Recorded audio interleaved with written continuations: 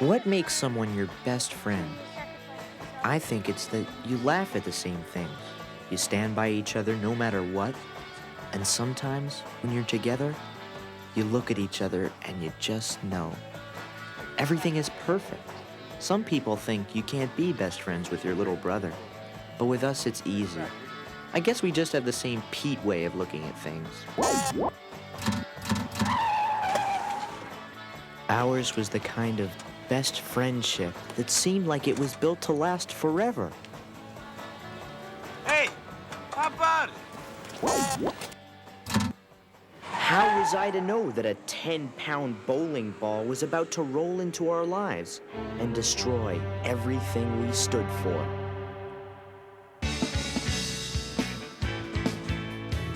Hey, smiling strange. You looking happily deranged. I can't be saying let's in bed. Or have you picked your target yet? Hey, Sandy. Does your dog bite? Hey, Sandy.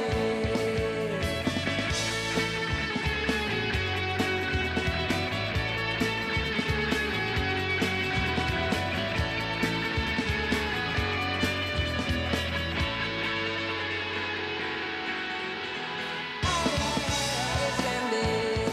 Does your dog bite? Hey, Sandy. Hey, Sandy. Does your dog bite? Hey, Sandy.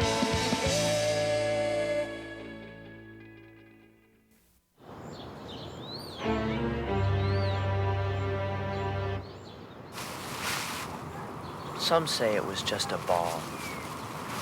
But to my dad, it was a dual rotating pressure torqued hunk of engineering perfection.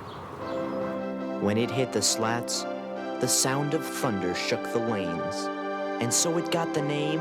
Rolling Thunder. I think my dad was more proud of his bowling ball than he was of me and Pete. But then one day, my dad's fingers got too big to fit inside its sacred holes. He worked out like crazy to try and get them back into shape, but it was no use. I guess he could have drilled the holes wider, but that would have ruined its delicate calibration.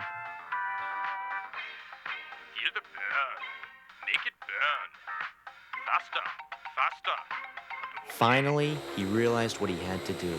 The time had come to pass the ball down to the next generation, and that's how it all started. What if you could be rich forever, but you had to go to the bathroom through your nose? Once a day, Yeah, I'd do it. What if you could get your driver's license now, but for 6 months, you'd have a trout head? I already got one. How'd you do that? Hey, Pete, come here. We both wondered what Dad was doing home on his bowling night, but then we had an even bigger surprise. Some say he possessed the secrets of the universe. All we knew for sure was he used to fix dishwashers for a living. He was our dad's dad, our grandfather. Oh, boys, I missed you. Because he lived so far away, he only came by once a year, so we knew something big was up. Your father has something to tell you. That is, after he takes the gum out of his mouth. I'm not chewing gum. Dad was never that happy to see Grandpa. I guess because he always got treated like a kid. I gotta admit, it was pretty awful to watch. Okay, Spunky.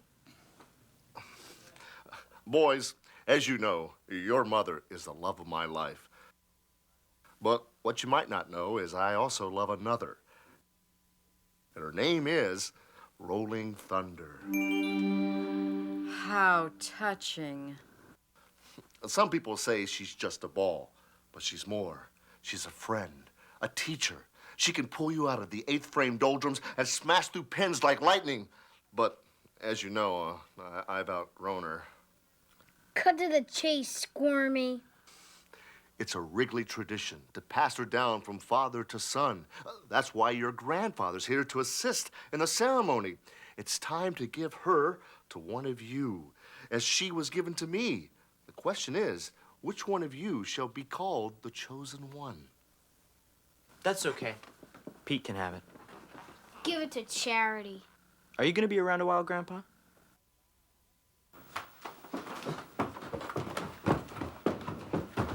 Looks like I'll have to be. Later that night, me and Pete were having a staring contest. Pete delivered his deadly nose flex lip quiver combo, outlawed in 3 states, and I was history. Yes! That's when we heard it.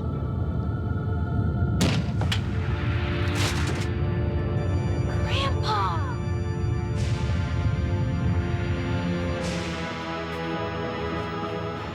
Grandpa? I wonder if we could have a little talk. Do you know the story of Rolling Thunder? It was a gift to my father from a Tibetan holy man whose dishwasher I once fixed. The ball is said to have certain powers. Power for good and power for evil. You don't believe me? Look, it has perfect proportions, and it seems almost weightless. Try.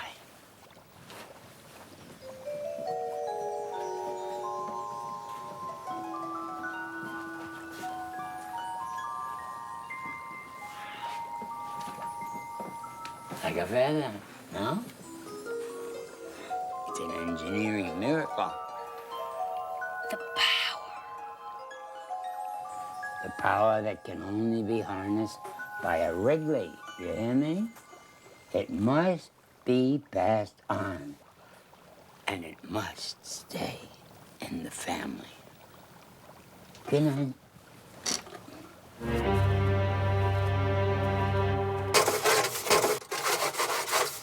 Dad, I changed my mind. Can I have the ball? Too late. It's mine. I'm the oldest. I should get it. I'm prepared to write you a check. No. The one who gets Rolling Thunder has to prove to me that he has the qualities that make a Wrigley a Wrigley.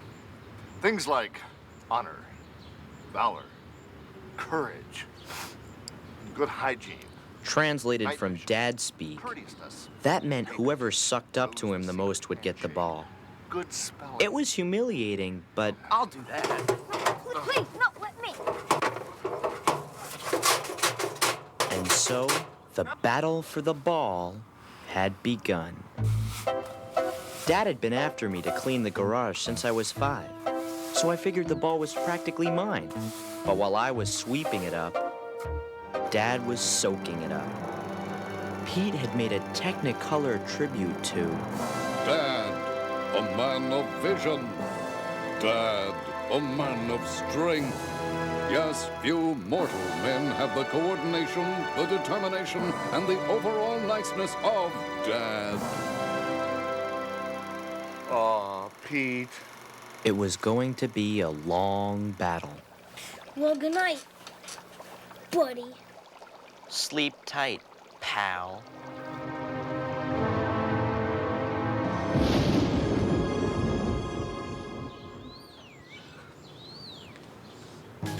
I guess Artie could feel the disturbance in the cosmic wind, because the next morning, the strongest man in the world had his portahome parked on our lawn and stood vigilant watch over our house.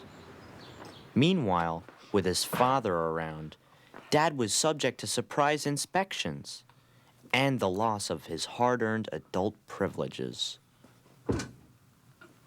Temper.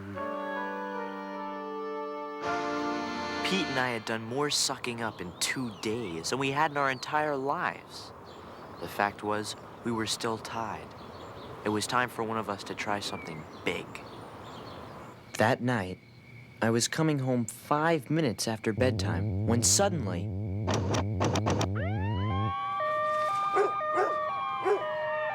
I was busted. Pete had nabbed me in a violation of House Ordinance number 215. So much for a friendly contest. That's how you want to play it? This is...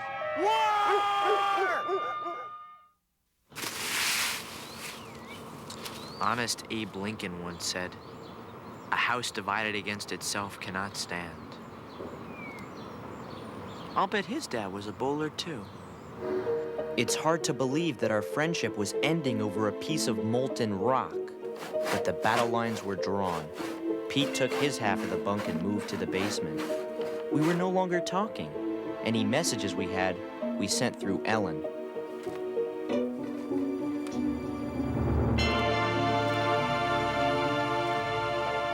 We even had a system so we didn't have to see each other at meals.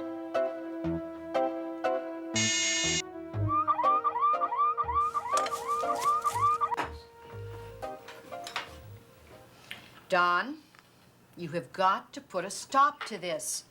It's gone too far. Maybe she's right, Dad. Maybe she is. And maybe she isn't. Even with Artie guarding the house, the whole thing felt out of control. Careful, boy, careful! There are unfavorable omens in the air.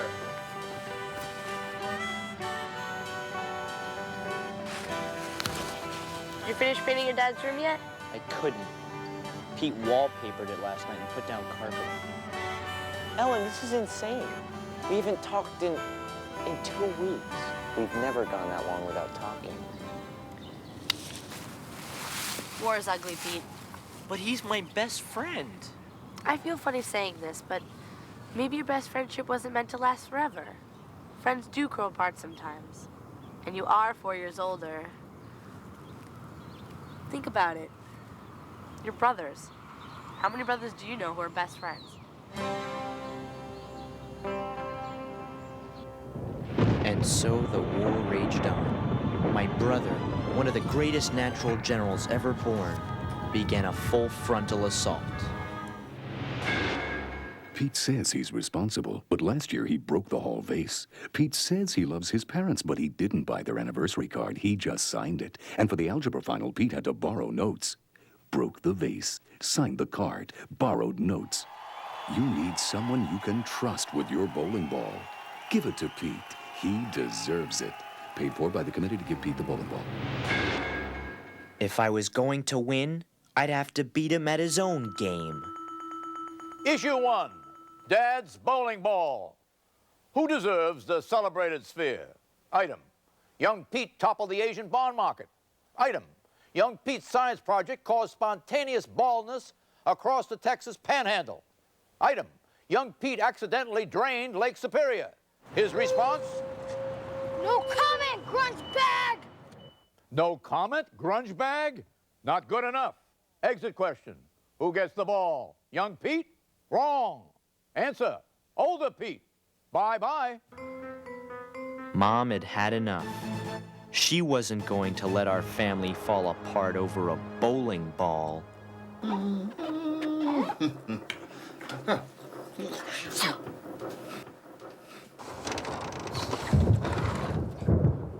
Honey, something wrong? See, my mom had a metal plate in her head from an accident she had when she was a kid, and they both knew it would attract every lightning bolt for miles. Come inside, right now. Not until you stop this war. I can't. He won't let me. If you don't stand up to your father, I'm gonna blow myself to kingdom come. Dad had no choice. Maybe he didn't have the guts to face his dad, but he got another idea. Later that night, he snuck Rolling Thunder from the house and ran 4 hours to the Canadian border.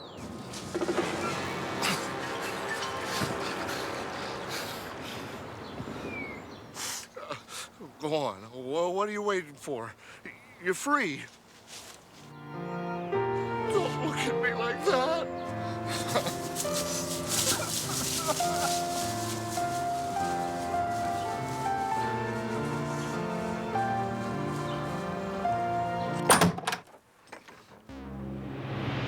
Dad, it's took it. Bite my neck hair! Maybe it was stolen. I thought I heard a noise last night.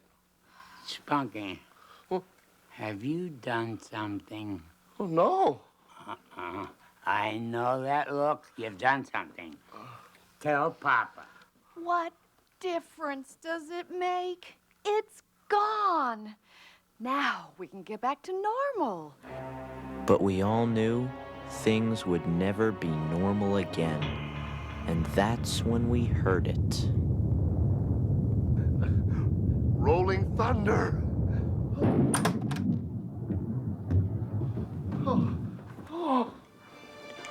No one knew how it got back, but one thing was certain. We had to settle this thing once and for all. Sometimes the only way to stop a war is to fight the bloodiest battle ever. A battle so gruesome there can only be one undisputed winner. Me and Pete were gonna stare. And 1 and 2. And 1 and 2. Not only were the stakes higher than any other staring contest, but the only way to lose was to smile, and neither of us felt like smiling. Must destroy. Must destroy. Pete. Artie understood the contest could go on for weeks, even years, so he decided to come to our rescue. You know what I've come for, Grandpappy? The ball! The ball! Out with it, old man! You'll be sorry.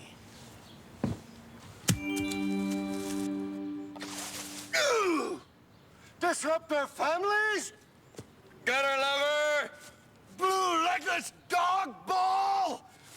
Take this!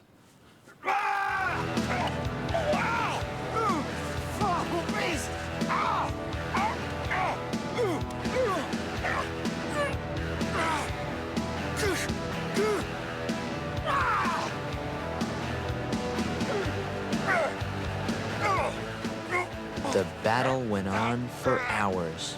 The ball was the fiercest foe Artie had ever tangled with. And in the end, the strong man went down. Foolish man. Brave, but foolish.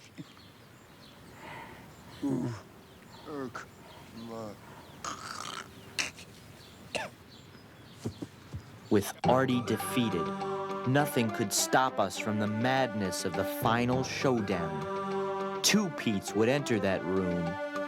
Only one would come out. It's not too late to stop.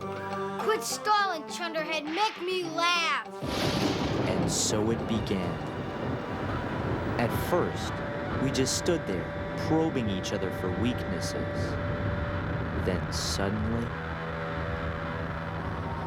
Pete attacked with a barrage of face twitches and tongue swirls that normally would have obliterated me. But I was ready and came right back with the Wisconsin ear wiggle I picked up last summer in Sheboygan. I caught him off guard, but he didn't crack a smile. The battle was raging.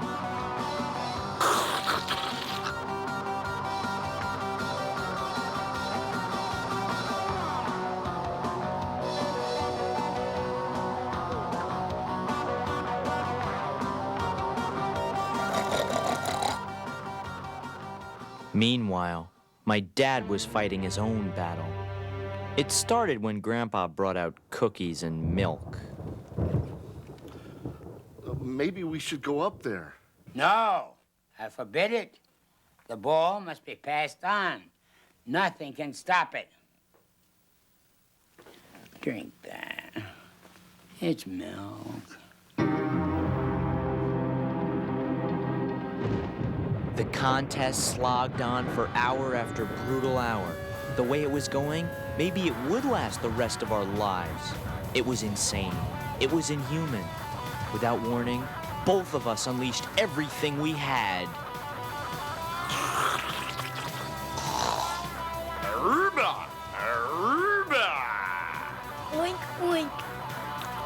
While we faced off against each other, Dad finally got up the nerve to face off against his dad. Who ate all the cookies? You know what sugar does to your teeth. Come on, out with it. Who did it? You want to know who ate the cookies? You want to know? I'll tell you. I ate the cookies. And you want to know what else? I didn't finish my milk. What do you think of that?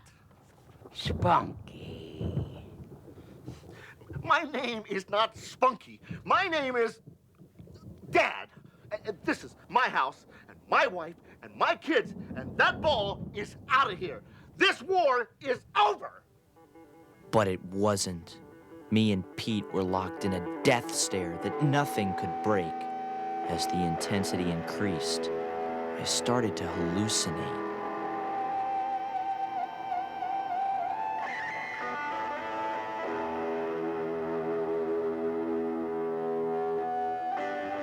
And I know he was going through the same thing. Pete! Pete! Open the door! I didn't know how much longer we could take it. But then something happened. I was able to see Pete again for what he really was. And I realized after all those hours, I wasn't staring at my enemy. I was staring at my best friend. I guess Pete felt the same way. And finally, the sheer stupidity of what we were doing got to us.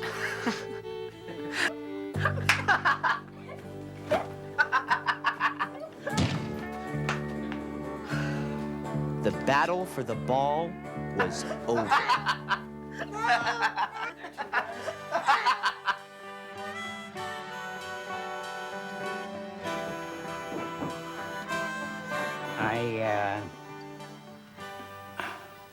I was wrong to interfere with your family. And Spunky, Dad, I'm afraid I used the power of the ball for evil instead of good. Well, I don't know about that, Dad. It did have the power to show you that your son had grown up. Maybe you'd like to stay around a while and get to know him. Huh? Soon after that, things pretty much got back to normal. Pete moved back in, and somehow our bed was stronger than ever. Dad was free to avail himself of all the privileges of adulthood, including drinking non-milk beverages. And as for Rolling Thunder, now that no one desired it anymore, it had lost most of its evil power. Even so, we didn't want to take any chances. So after Grandpa taught Artie how to toss it with the sacred Tibetan power jam, it was time to say goodbye. Puppy! Off with you, pesky pin bully!